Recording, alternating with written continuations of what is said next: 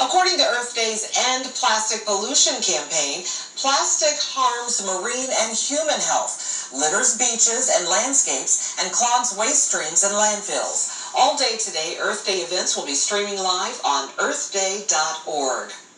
And if you saw some shooting stars overnight, it was actually a meteor shower. Last night and early this morning, the Lyrid meteor shower is peaking.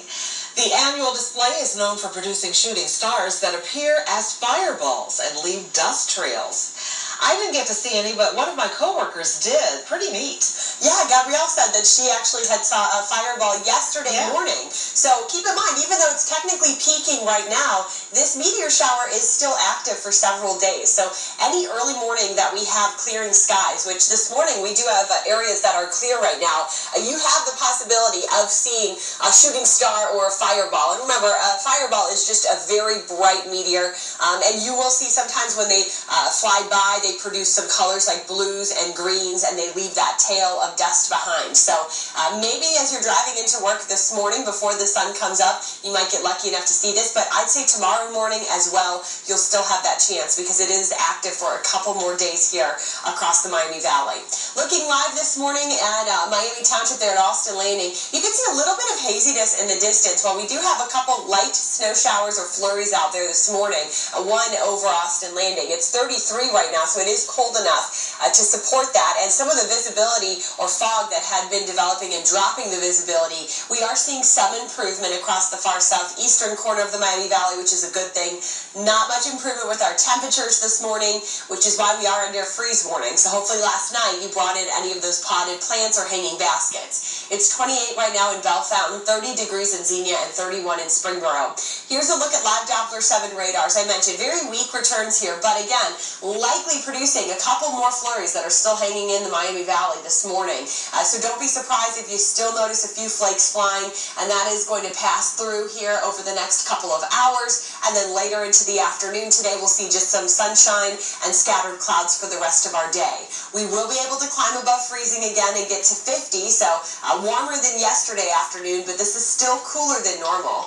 And looking ahead for tonight, dropping down again right around freezing. With those clear skies, we'll have the possibility of some widespread frost. So the National Weather Service did issue another freeze warning for tomorrow morning. One more morning here where you have to take all those steps to protect any plants and flowers in your garden. Futurecast showing us this morning here that we've got these passing clouds. As I mentioned, I showed you a few flurries possible early.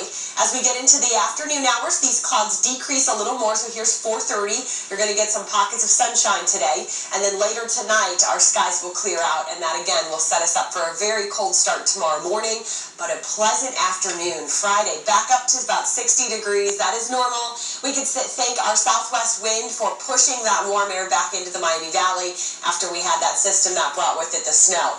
Over the weekend, if you're making plans, a continual warm-up is what we're tracking, but we will have one day where we have to deal with the wet weather, and that is going to be Saturday. So if you're making outdoor plans, I would take advantage of Sunday. That by far looks to be the better of the two for our weekend forecast. Your 5-day forecast does show that even though we are cool, this is the beginning of a warm-up that will continue into next week. So Monday, when you're getting into work and school, we're going to end up hitting almost 70 degrees, and it looks like the middle of next week is warm as well.